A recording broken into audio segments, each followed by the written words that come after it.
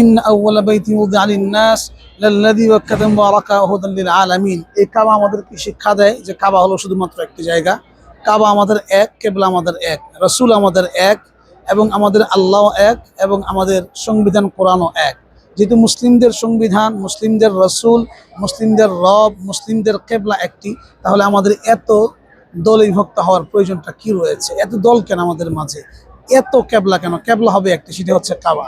কাবা ছাড়া পৃথিবীর অন্য কোনো জায়গায় যাওয়া, অন্য কোনো জায়গা কিবলা বানানো কোনো মতে জায়েজ হবে না। আমাদের নেতা একজন মুহাম্মদ সাল্লাল্লাহু আলাইহি ওয়াসাল্লাম, এবং আমাদের সংবিধান হলো একটা কোরআনে কারীম, এবং আমাদের সকলের রব হলো একজন আল্লাহ। সুতরাং যেই জাতির রব এক, যেই জাতির কাবা এক, কিবলা এক, যেই জাতির নেতা প্রফেট এক, যেই জাতির সংবিধান এক, সেই জাতি বিভক্ত হতে পারে না, হওয়া উচিত না। যদি আমরা এক থাকতে পারি, ইনশাল্লাহ the world is our. So এই কাবা আমাদেরকে শিক্ষা দেয় যে আমরা যেন একই থাকি, আমরা যেন এক দলভুক্ত থাকি।